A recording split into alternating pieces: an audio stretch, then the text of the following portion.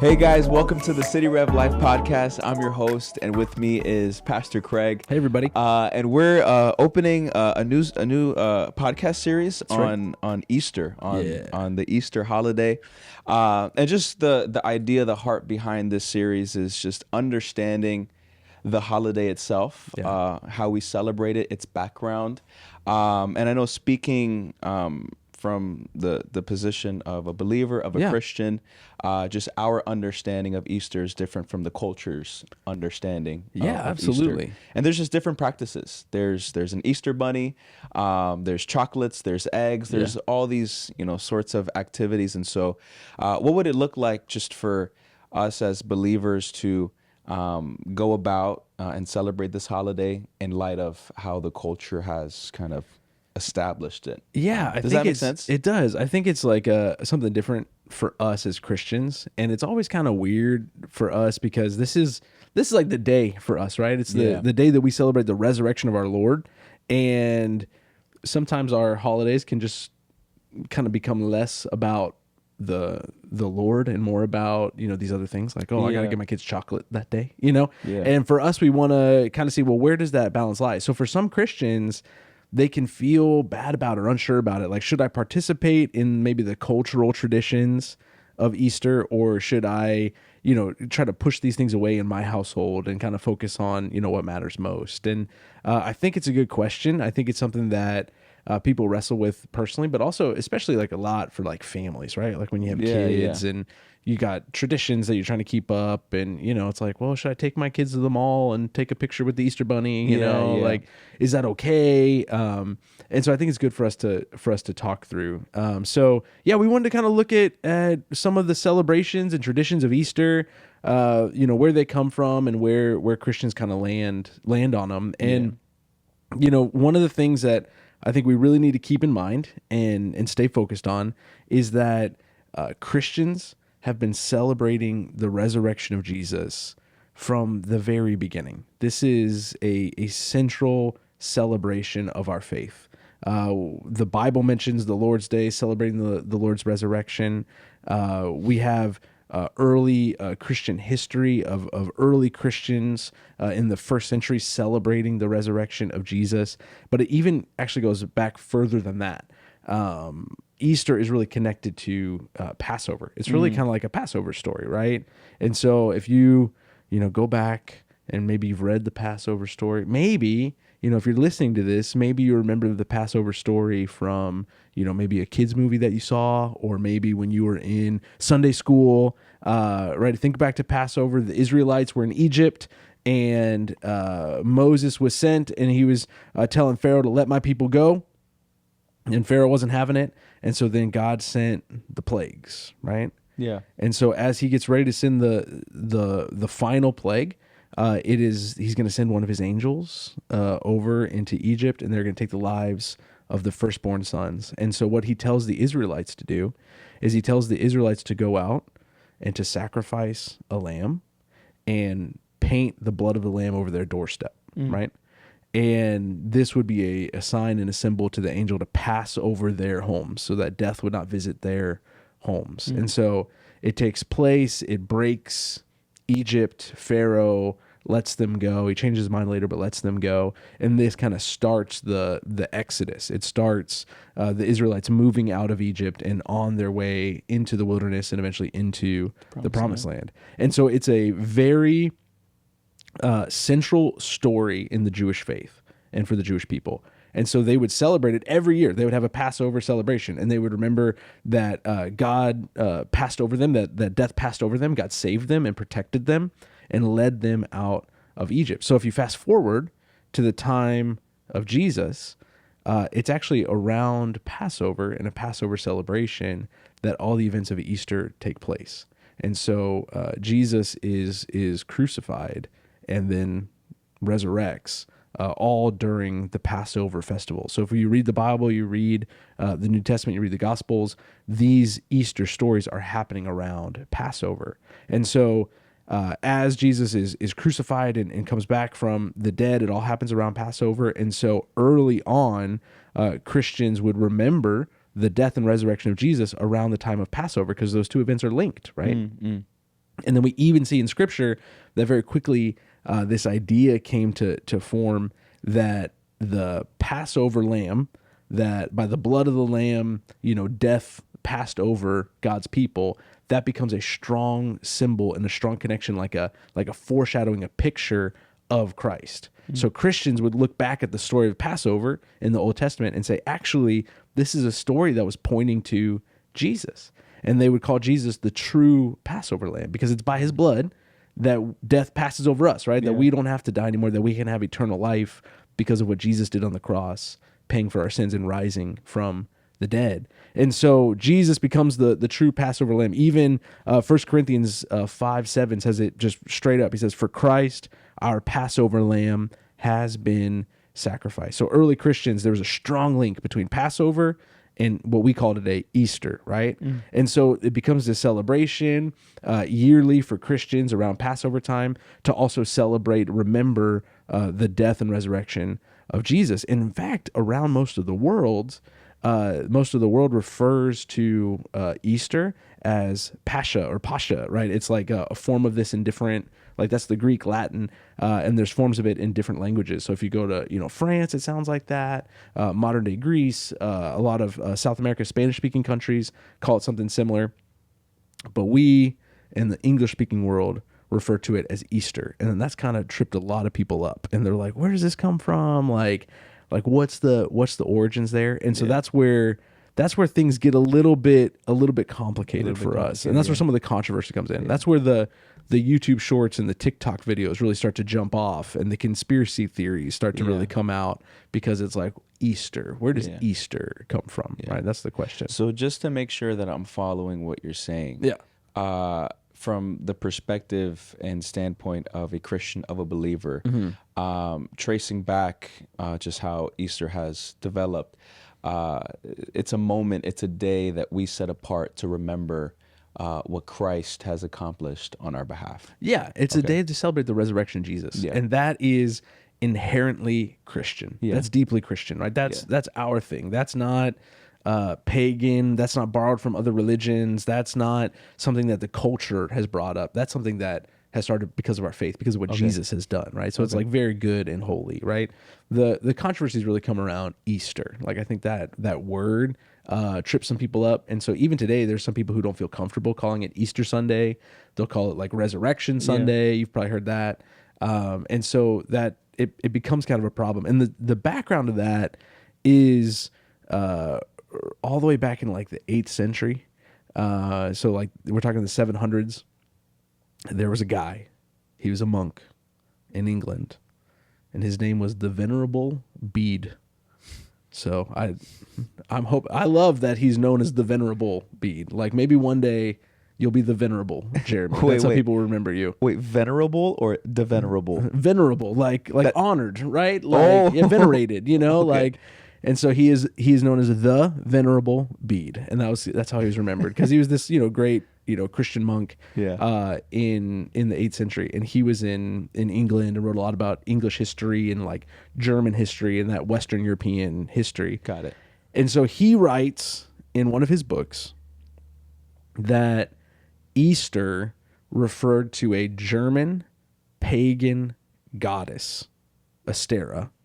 And that's where the name Easter comes from. And so he says that the people in that region, the English and Germanic people in that region, had this festival to this, ancient goddess, this false goddess named Astera. And then like Christians came in and they took over that celebration. And so Easter comes from those origins. Now, he wrote this, right? The only problem is there's not a whole lot of evidence that this Astera god existed. Yeah. There's some people that claim that there's some grounding to it, but a lot of people think it wasn't really a strong case. This actually wasn't really a tradition. It was just kind of like a story that people told around then. Because by the time he's there, Christianity's been in the region for a long time. People have been celebrating Easter for a long time, the resurrection of Jesus for a long time. And when you dig into it a little bit more, people think really what happens is that the reason why Pascha turned into Easter in that region is because it's always celebrated, around springtime. Like, a lot of times Easter falls at the end of March, but a lot of times it falls in April. Right? Yeah. That's kind of like normally Easter is in April, and the word for the month of Easter in Germanic it was Astera, and it came from that term. And so people started to celebrate the resurrection of Jesus, and it was always happening in the month Astera, and then those names kind of blended together, and they started to call it Easter, the Easter celebration or Easter tide. It happened during that month. And so where does the name for the month of April, which was Astera, where does that come from? I mean, I guess it's possible it could have been this pagan goddess, but that's not likely from what history says. It's also the name for East or the dawn, right? So you think of like springtime, new life, that kind of thing. So it was named after that. So, okay. So it's the name of the month that it's celebrated. And then that just becomes our tradition in our English-speaking part of the world to call it Easter, right? Yeah. And some people trip up over that, and they don't like that, right? Yeah. But again, what matters to me more is not the name so much, especially when you're talking about like if it was named after a month or something. What matters to me more is what is actually being honored and celebrated. Yeah, that's good. Right? And so Easter has from the beginning, even in this part of the world and then the rest of the English-speaking world, Easter has been a celebration of the resurrection of Jesus, right? And just because it takes on that name, even if it does have bad origins, which I don't think it does, but even if it does, it's not so bad. It's kind of like if you were to accuse Christians of doing something wrong because we meet together for church on Sunday and we talk about Sunday and we talk about how Sunday matters to us. It would be kind of like historians 2,000 years from now being like, those Christians in 2026 were always talking about Sunday. And so we don't know if they really worship Jesus or if they worship the sun, because it's the same name, right? And you're like, obviously we're not worshiping the sun. Obviously we're worshiping Jesus, right? Yeah. In the same way, Christians back then on Easter would celebrate the resurrection of Jesus. It's just the name of the month was similar to the East or the dawn, or maybe this goddess who may or may not have existed back then. And so, for us, I wouldn't get too tripped up over it. Part of me as like a modern day, Christian living in America celebrating Easter, I do wish the name would have been different. It probably would have avoided a lot of trouble, right? Like I think if we would have just called it Pasha or some form of that, I think we would have been good because people would have made the Passover connection. But because it's Easter, there's still like, TikTok videos that pop up and it's like, if you say Easter, you're celebrating a Germanic goddess. Yeah. It's like, no, I'm not. I'm celebrating Jesus, the resurrection of Jesus, just because it takes that name doesn't disqualify what I do. Yeah. The background of the name can sometimes throw people off. Yeah. But what's most important, what you're saying is, what are we actually doing on this day? What are we celebrating? What are we honoring? Right. Which in our case, it's not this made up false god. It's not the dawn that we're celebrating or the season that we're celebrating. Right. We're celebrating Christ. Right, that's what matters. What Christ did, yeah. Yeah, and so those other kind of symbols that go along with Easter, again, have a lot of Christian roots. And so I really just kind of want to ease your conscience. If you're a listener here and you're a Christian and you're saying, hey, I just don't want to do anything wrong, or, I don't want to do anything like evil. Like, I don't want to jeopardize the Lord's day or kind of distract from the Lord's day. I don't want to bring something bad into my home and family. That you're, in my opinion, like you're fine. You can call it Easter. That's not what it's about. Even the other things like the Easter bunny, the Easter eggs, those kind of things, right? Like, those celebrations come from the roots of Christianity, for us celebrating Christianity together, right? And so for, a long time, a lot of this comes from like medieval Christianity, right? And so in medieval Christianity, everybody basically practiced Lent. And so if you're not familiar with Lent, maybe some of our viewers, that's not your church tradition. Lent is a common practice. Still happens today. Most of the world, a lot of Christians celebrate Lent and practice Lent. But especially medieval Christianity in Europe, where we get a lot of these traditions from Europe, everybody was celebrating Lent. And so Lent is a lot of different things, but primarily it's a time of fasting. And so there'd be 40 days before Easter. That'd be Lent. That'd be, Ash Wednesday is the beginning of Lent. So you've probably seen the crosses on people's foreheads. And so during Lent, back in medieval times, it was really strict fasting.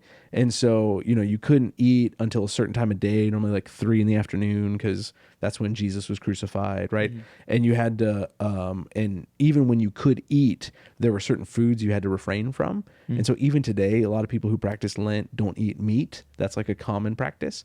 But even back in medieval times, they considered eggs as meat. Mm-hmm. And so people wouldn't eat eggs, right? And so what would happen is if you were like, picture yourself in medieval Europe, right? You are living on the farm. That's where you get your food. And so you can't eat any meat and you can't eat any of the eggs that your chickens are making, right? And so what do? You're like, you have all these, extra eggs lying around. And so you use them as part of the celebration. And so they started using them as decoration. They started painting them. They started decorating them because they couldn't eat them. And so they wanted to do something with them. And so then that's where that tradition of Easter eggs really comes from, is they were fasting for Lent. And so they had these extra eggs around, right? And then when Easter morning came, the fast was over and everyone could eat meat again and could eat eggs. And so they'd celebrate and they'd, eat sweets, all that stuff, right? It was like a big celebration. And that's where we get a lot of that, right? And then, the bunny's always kind of funny because, you're like, nowadays you're like, why is this bunny hopping around bringing a basket full of colorful eggs? Like, bunnies don't even lay eggs. Like, what is all this, right? But again, that's a lot later. And so there are some people, let me just give you the brief history for those nerds out there like me who care about it. The Easter bunny doesn't really show up until like the 1500s in Germany, right?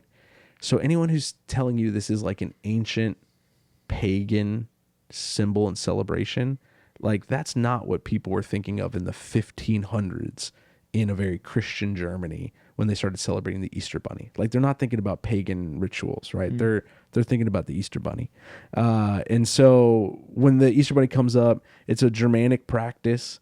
And by then it was just a symbol of new life in springtime. So when people would celebrate Easter, there were a lot of bunnies hopping around. And so that became kind of like part of the season, right? Just like you associate Christmas time with snow, you would associate Easter with springtime and with bunnies hopping around. And it was also a Christian symbol by then. The white bunny was one of the symbols for the Virgin Mary. And so there's paintings from that, a lot of paintings from that time where you'll see the Virgin Mary and she's got a white bunny by her side.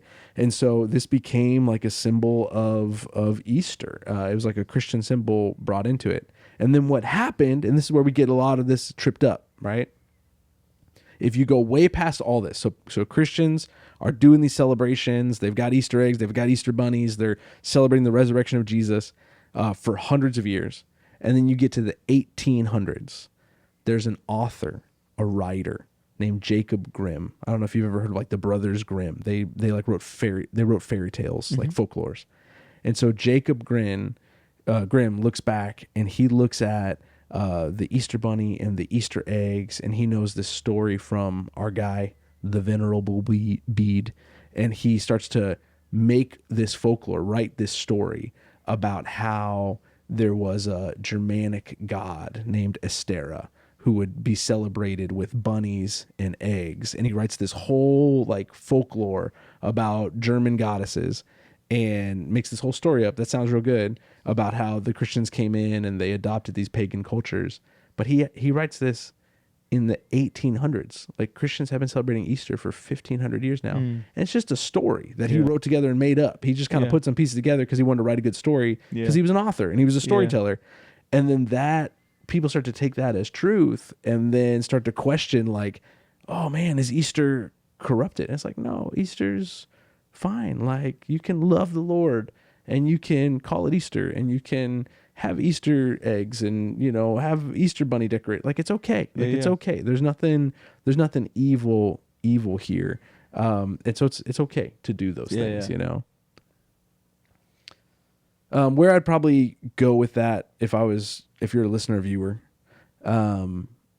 is I would say just to give you peace of mind that it's okay to celebrate Easter.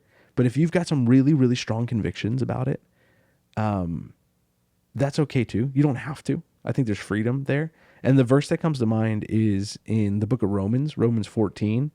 It says this one, who are you to pass judgment on the servant of another? It's before their own master that he stands or falls, and he'll be upheld, for the Lord is able to make him stand. One person esteems one day as better than another, while another esteems all days alike. Each one should be fully convinced in his own mind. And the one who observes the day observes it in honor of the Lord. And the one who eats in honor of the Lord, since he gives thanks to God, while the one who abstains in honor of the Lord and gives thanks to God. And so I think for you, like wherever your convictions lie, I did kind of want to pull away some of these lies and these myths, but wherever your convictions lie, it's okay. If you want to call it Easter, or you want to call it Resurrection Sunday, that's okay. If you want to have an Easter bunny decoration in your house, or you don't want any bunnies around, that's okay. But don't pass judgment on one another. This is not something that we should be divided over. It's something that we can each kind of choose how we go about it and celebrate our own way. And then we shouldn't judge one another for how another family celebrates Easter, right? As long as it's all focused on the Lord, right? Like, my greater concern as a pastor is not if you have an Easter bunny in your house. My greater concern is if all the modern traditions and celebrations of Easter distract you from worshiping the Lord, right? Like, if it becomes so much like that you're celebrating Easter and you're not taking time to honor and worship Jesus, like that's a bigger concern to me. Like, if you're like, I just speak bluntly, if you're a family out there who's like, hey, I don't go to church anymore on Easter Sunday because we have a big Easter brunch as a family, like that's actually more concerning to me than if you have an Easter bunny in your home. Like, this is a moment, a holiday, a celebration of the resurrection of Jesus. And that's where our focus should be. This is a special time for us as Christians. It's like the central part of our faith. The Apostle Paul says, without the resurrection, we're toast. We're meant to be most pitied, right? Like, there's no hope for us without the resurrection. And so this is our chance to really honor the Lord. It's a big day for us to celebrate. And so as long as we keep it focused on the Lord and centered on the Lord, and we honor the Lord with what we do, I think he's fine with all these different ways that we celebrate. Yeah, like I'm hearing you say just kind of the same thing, in that what's most important is how I am responding to the day. If it's abstaining from the cultural traditions or accepting them and practicing them, as long as my heart stands with just honoring Jesus. Jesus is the central focus of today. His resurrection is what I'm honoring in light of these things, or abstaining, that's what matters most. It's keeping Jesus at the center of Easter, right? Because it's about him. It's about him. Yeah. That's what's most important. Yeah, that's good. That's so helpful. I love how just in this episode we've covered both just the background of Easter and just how to engage with it, how to engage with the day. Well, guys, thank you so much for joining us on this episode. We'll see you back next time on the City Rev Life Podcast. Thank you so much for joining us. We'll see you next time. Thank you so much for listening to the City Rev Life Podcast. Feel free to subscribe and leave a rate and review.